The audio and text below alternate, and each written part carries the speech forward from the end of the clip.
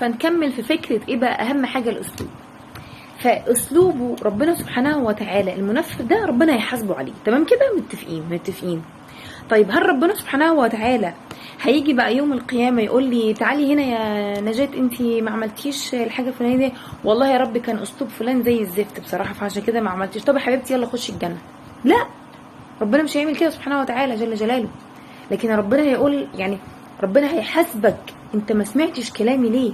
يعني اسلوبه اللي زي الزفت، اللي انت شايفه زي الزفت او متصور ان هو زي الزفت على التصور والاعتقاد والافتراض اللي احنا افترضناه في الفيديو الاولاني، مش عشان اسلوبه زي الزفت فده هينفي عنك او هيسقط عنك الفريضة او ان انت كلفت او ان ربنا سبحانه وتعالى امرك. فمش معنى ان اسلوبه وحش وزي الزفت فربنا هيقول لك لا والله خلاص فعلا عشان اسلوبه كان زي الزفت فخلاص بقى انا كده مش هحاسبك. لا، انت محاسب طالما الرسالة وصلتك.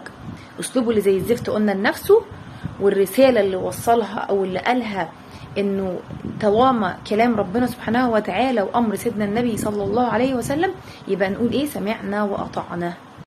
اسلوبه ربنا جل جلاله هيحاسبه عليه، وربنا هيحاسبك على عدم طاعتك لله جل جلاله.